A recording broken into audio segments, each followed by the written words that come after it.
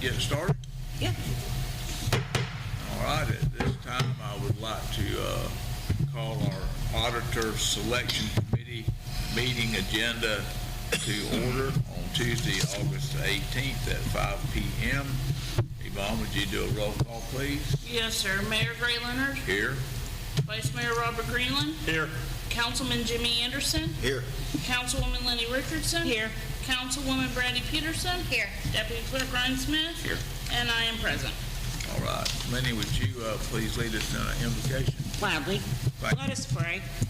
Dear Lord, we come to you this evening with great thanks for another beautiful day you have bestowed upon our precious community.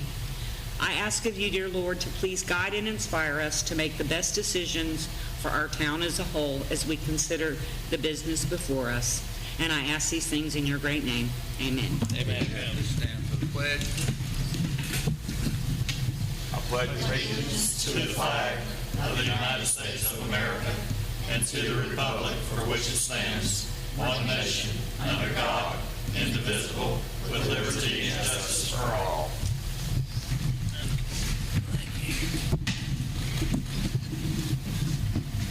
Okay, we have one item of business, is 4A, and it was a request for proposals for this 2026-01 for auditing services. And I think what we probably need to do is rank these people that gave us proposals. And then after we rank them, I believe that would conclude this meeting. And then we can, when we come back for our regular meeting, then we can make a selection. Do we need to do this individually? Well, I was going to ask, sir, who are you here from? James Moore. James Moore, did you want to talk Would to you the like to council come up before and they address rank us? stuff? I'll say quick hi. Okay, very welcome. What's your name, sir? Thank you. So Zach Shalafor, partner with James Moore and Company. So just following along, saw the timing and wanted to be here in case there were any questions. But that's all I've got. Thanks for the chance to propose and to be here. All right, thank you very much. So should we discuss some of our, So, just real quick, just as a refresher, we had 3 respondents. yes.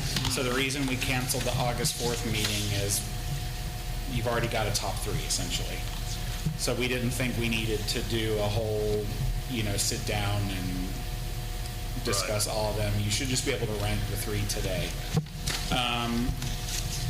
I gave you an evaluation sheet here. There's 4 categories, a max 25 points in each category. So as you guys discuss them and you go through them, you would just rank them based on how you feel they responded to the RFP. And if you read here, it'll summarize like the mandatory elements that were required to be in the RFP, their level of experience, their ability to furnish required services, their scope and total compensation.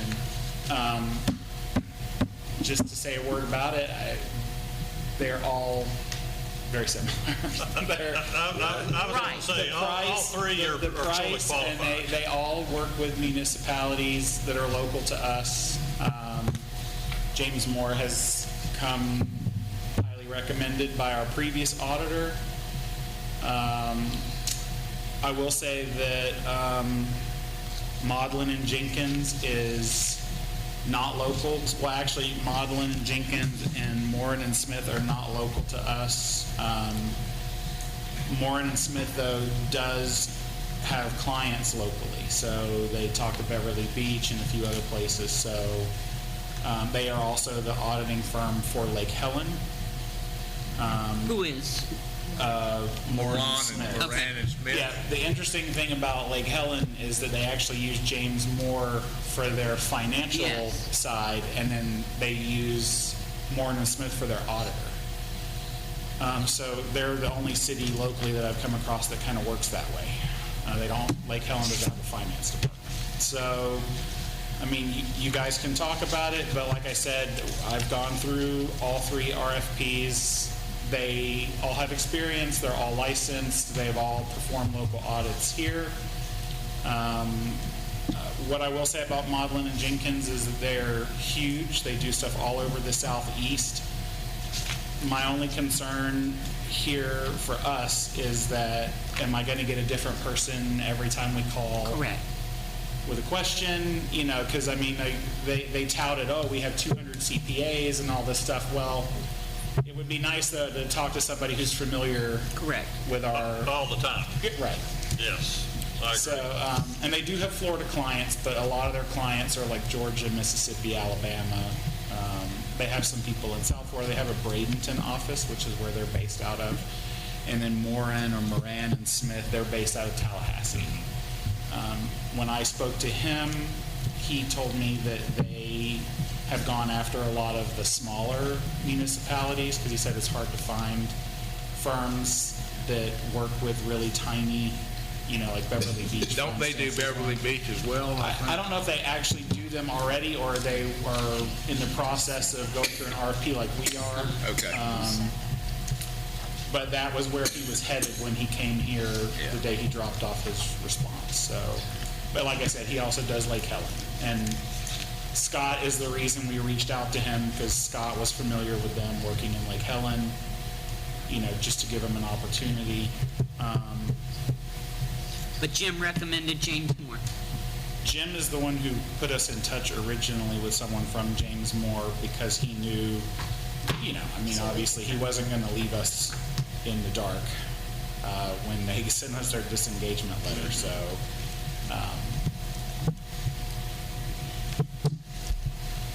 So, sir, if Ryan needs to ask a question on a Wednesday at 10 o'clock, that will not be an issue for him to reach out? Yeah. Yeah, so he can reach out to you then. Yeah, so generally our approach is, we welcome questions throughout the year from the standpoint that, generally speaking, that saves everybody time at the end. So instead of it being, oh, hey, this was, messed up at the end, and we have to spend a lot of mutual time working through, figuring it out, we're always all for saying, let's just get it right the first time, reach out for questions. Those are no additional charge. Anything that would be outside of the scope, if we said, hey, could you help us with this project? Like, if it was, hey, can we get help with a grant application for an SRF loan, something else like that, we would talk about it ahead of time saying, hey, this is not a routine question. This is going to be a 10-hour project. Let's talk about a separate cost for that. But it would not just be a send a bill for, hey, 10 minutes, here's a separate bill or anything like that. I mean, like, if he reached out to you with a question, can we move funds from the water budget to the general fund for this purpose or something like that? I mean, Yeah, absolutely. that is a question I had, and I spoke with our attorney a little bit about that. At what point, let me think how to word it. You're an independent auditor, so like at what point, if I have questions and stuff, can you not answer stuff? So we'll always answer a question, and give you our thoughts or otherwise. So there's not much that we would like. I know there have been firms out there. I feel like I've heard stories where it's almost been this like, well, you got to figure it out on your own. That's never been our stance because we're still just helping give you, hey, here's what you need to look at, or here's what we think.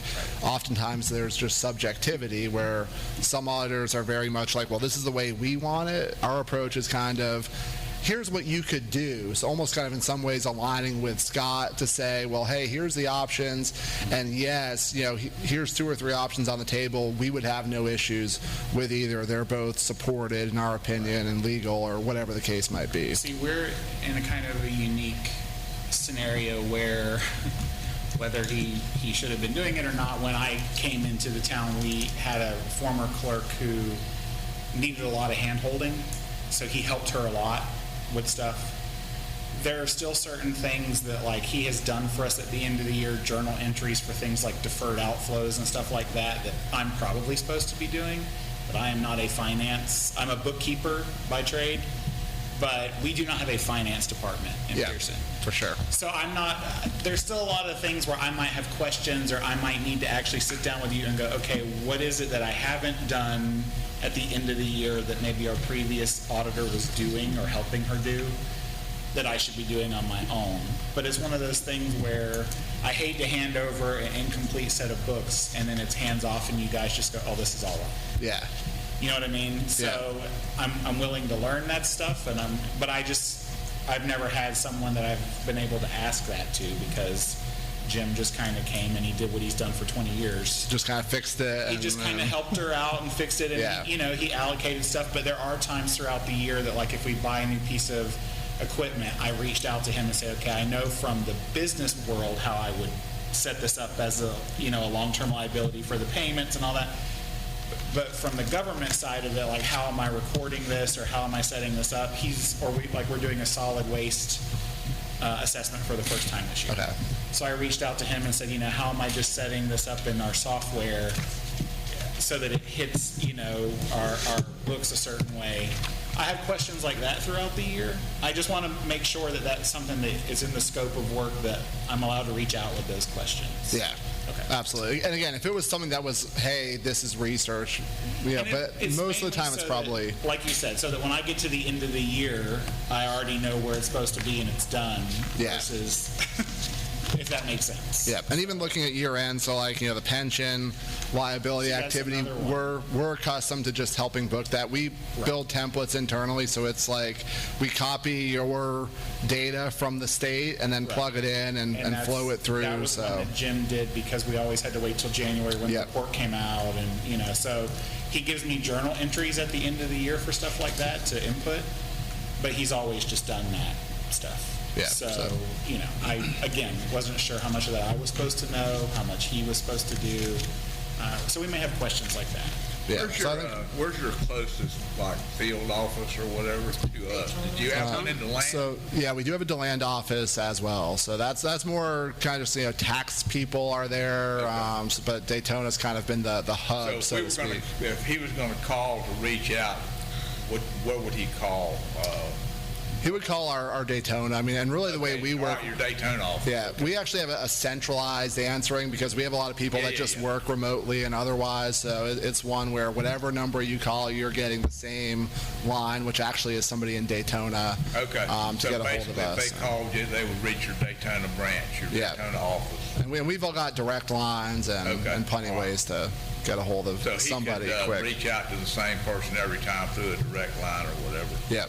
Okay, whoever would be handling our auditing. Absolutely. Whether it be you or another employee. Yeah, we've got a team, so that'd be probably the biggest change. I know Weston and Gregory being a pretty small firm, and just my understanding, knowing Jim casually, I'm pretty sure it was pretty much all Jim and nobody else. With our approach, it's a larger team, so there's really just multiple points of contact. So if somebody's gone, somebody else will be around, and we really function just as a government team across all of our offices.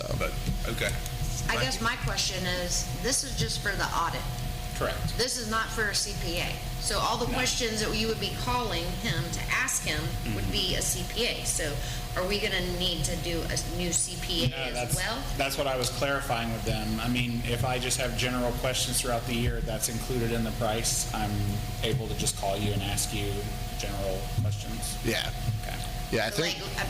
my question is, because still, who's going to do the taxes and all that kind of stuff? I mean, I do all that. You do all that already? Yeah. Like, I thought Jim helped you with all that stuff. No, but because I mean, a lot of places this audit is totally separate from their CPA, and that's some of the reasons why. And we've never had a CPA on retainer that we've ever just reached out to and asked, because anytime I needed to ask something, I could just ask Jim. Right. But I wasn't sure if that was standard practice or if that was just because we were the town. We were the town of Pierson, and that's just the way it was always done, Yeah, that's just kind of what I was asking. Is this just for the audit, or is it going to include that kind of stuff too? Or do we have to have separate? Do you know? Are you familiar with your setup with Lake Helen? Do you know how that works? Yeah, so that's we did their audit, switched. That's been me as the lead on that. So I was going to say I can give some just kind of general insight. I was going to say, is there a reason they do theirs that way? Is it because they don't have finance? So there definitely was no finance, and from just really, I listened to your first meeting, so heard you kind of Ryan mentioning some of your bookkeeping background and otherwise. So I think the biggest difference, from just looking, you guys compared to Lake Hill, I mean, size-wise, it was a little bit bigger where they had a finance manager. But basically what happened there was we did their audit, I want to say 5 or 6 years. They had turnover. It was impossible to fill the position after 2 years of painful audits, just trying to get to the finish line. They couldn't find anyone because they were kind of in this in between of, a little bit larger. There was this dedicated finance manager position, but it was nowhere near what you would need to really get someone who knows all of that. So they just said, we're going to get help, in all aspects of it. So the core of what we do at Lake Helen, again, just for perspective, we don't do any of the hands-on transactions, paying bills, that's all done. But we're doing the bank reconciliations, which it sounds like Ryan's got a super strong handle on. We coordinate the budget process and trim and everything there, which I'm assuming, between the two of you guys, so the pieces that we were doing, there was just this huge gap. So I think where you guys are is, it sounds like you're in a very good position where there's not an extra lot of help. Yeah, I guess my question was because you can't be our CPA and the auditor. And I mean, if we were going to have to look at a CPA too, I was thinking local CPA versus, but if we don't need a CPA, then... I mean, I haven't come across an issue where I really need anyone to come in and sit down and go, hey, we're going to help you do this, or we're going to handhold you through this. Most of that stuff I have enough of a background in. Like, I do all of our reconciliations, and I do the budget. I do budget amendments here. Pierson is very easy because it's such a small budget and it's such a small town. Now, back when they were doing grants and stuff, that's a little bit different. I mean, not really from our perspective, it wasn't that much different, but I know that if it's over like $750,000 or whatever, you have to do the single audit or whatever. But most of our bookkeeping stuff is not, it would just be questions like, how do I classify this? Should I journal this somewhere else? That kind of stuff. So, yeah, I don't think, but I was curious to know why Lake Helen was set up that way. I wasn't sure if you guys were entering all their stuff for them, but you are doing like all their monthly, you're doing their bank recs and all that stuff? Yeah. Yeah, but it's actually where we've grown that team. We've got 3 people now that used to work in government and about 10 municipalities. Lake Helen's maybe on the slightly larger side of those, kind of with that outsourced level, because again, when you've got a need for finance people, again, you guys are so small that it's never been we have this dedicated finance position. It's you guys do everything. Right. But in those cities where you have that middle ground or even larger, there's just a major hole in the accounting profession. I think it's more pronounced in government. So that's where, again, we see a growing need, because again, even I think where you guys are at, you're probably in a little bit of a luxury that you can own so much of that in-house, because a lot of small towns, they're just, there's so many different hats you have to wear. It's like, what hats are the top priority in filling those positions, and oftentimes accounting is. So when I came in, I don't know if you looked at historically at any of Pierson's annual audits.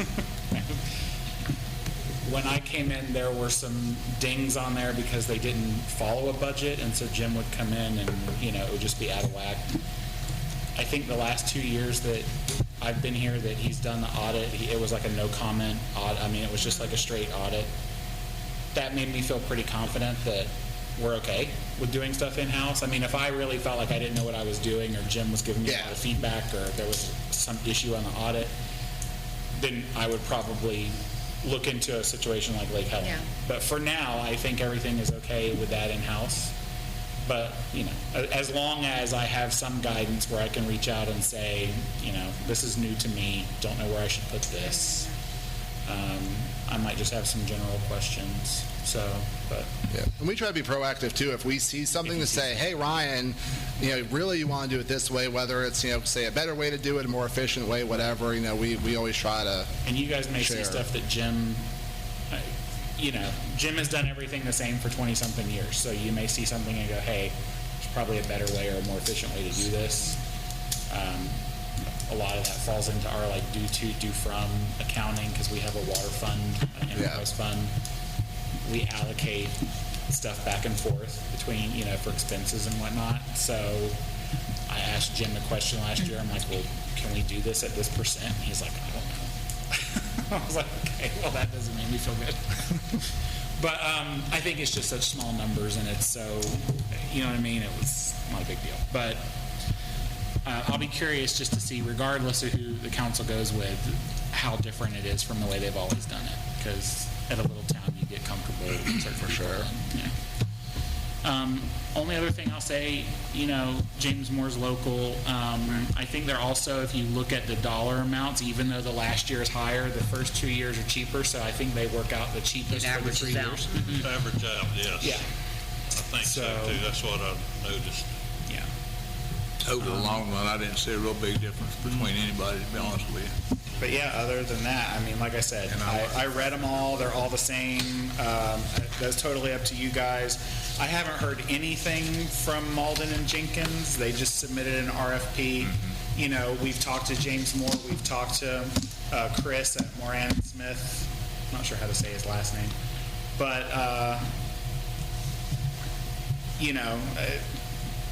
Malden didn't even reach out to ask, how the initial RFP meeting went or what the dates were going to be. So the fact that they're out of town and the fact that they have such a huge staff and the fact that they're all over the southeast, if I'm working with them day to day, they're the one that I have had the least response from. So Well, the thing if of that it helps is, you out, at least this guy come to, right. We received several emails too. That- I did, and that to me makes a lot of, It makes a big difference Makes a to me to difference. have the representative actually To me. come to our meeting. Also, And just to be it's like the fair, rest of them didn't really care Yeah. whether they got it or not. right. So just to be fair, I will say Chris from Moran and Smith did ask me if he needed to be here because he's in Tallahassee, and I told him that presentations really weren't necessary because, like I said, it's all in the RFP and they're all very, very similar. So I didn't see the need for him to drive here, but he would have if we needed him to. So, But when I was looking at the brochures, more than Smith. I didn't see no extra for traveling if No. they had to come or nothing. no, there I wasn't. looked at that mostly through It was all inclusive, and Scott did want us to look at that for the two that were out of town because he said sometimes they'll request travel reimbursements, but there weren't any. There were none. So you was all said it was Malden and Jenkins that you've really I haven't gotten a heard from them response? at all. They just uploaded a response to, Okay. actually, no, that's a lie. They didn't upload it. They mailed them to us, but they didn't drop them off. They just sent them by mail. But I remember the day that the other fellow, Tallahassee, Yeah, Chris hand did come delivered it. deliver his in person. Yeah. So And who was he from? from Moran. and- More out of Yeah. Moran and Smith. Yeah.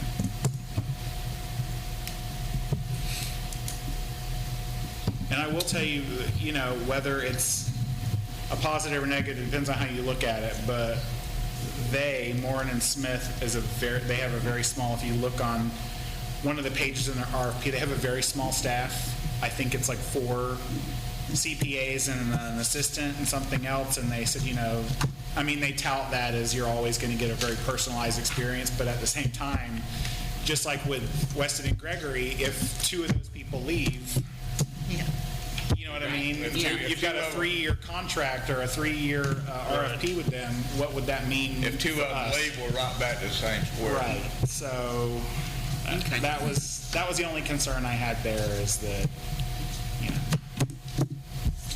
The year-round consulting, in regards to Moore and Smith.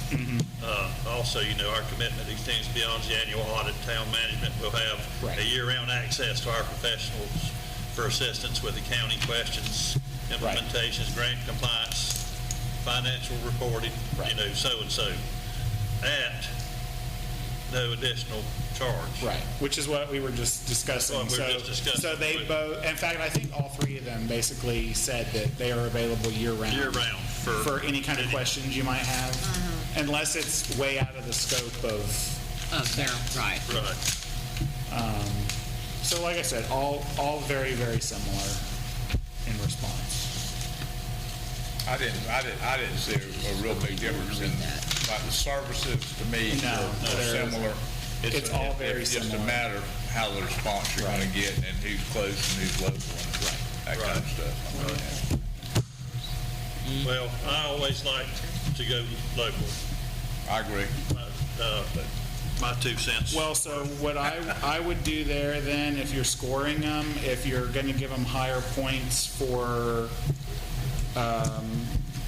being local, I would probably go higher on your either your experience category or your ability to furnish required services. When you do your points on here, because, I mean, that's a consideration that matters to the council. So, I'm done with mine. you're done with yours? Okay. Well, everybody let me know when you're done and we'll tally them up.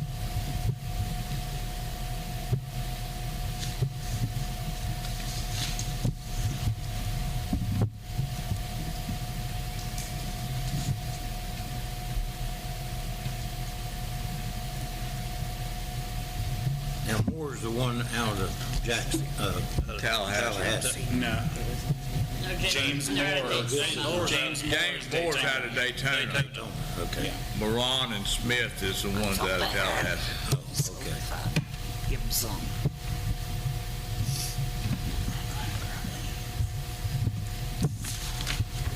Well, we both did them different, so he's right. 'Cause I thought we were only supposed to have 25 points on the truck 25 is the maximum. section, but I mean, this is section. Yeah. So,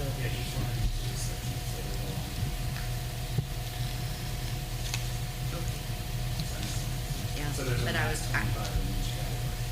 yeah, I thought you could only use 25 points across there. I can't give all You can three only of go 25 up to points in any 25 category. points for each person. The max score would be 100, I think. Yeah. Yeah. Has to be. Yeah. Here you go, Ryan.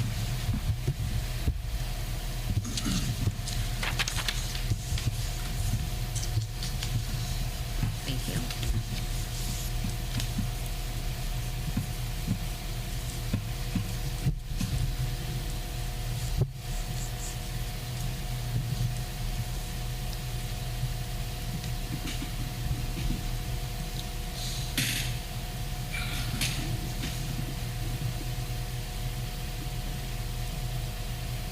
So how's Timmy?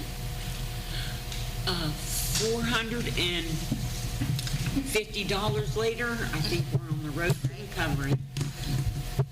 I gotta take mine in Friday for the same thing, so. Allergy. Allergies, his feet are so swollen, we're having to carry him. It's not good. Who's Lindy? Oh, What's wrong? Allergies, Oh, gosh. his feet are so Adjourn swollen us, he can't walk. adjourn us, if we're done. No, we gotta, He's Oh. tallying. Oh, I thought we don't vote until we go to. I'm just going to give you the results and then You just have to announce it at the next you'll, meeting. yeah. We'll rank them here and then we'll recommend I it got to council. Are you in a hurry? I'm adding fast. Are you hungry? No, we were just all personal and we need to do that on record. we did it on record. We talked about Timmy on record.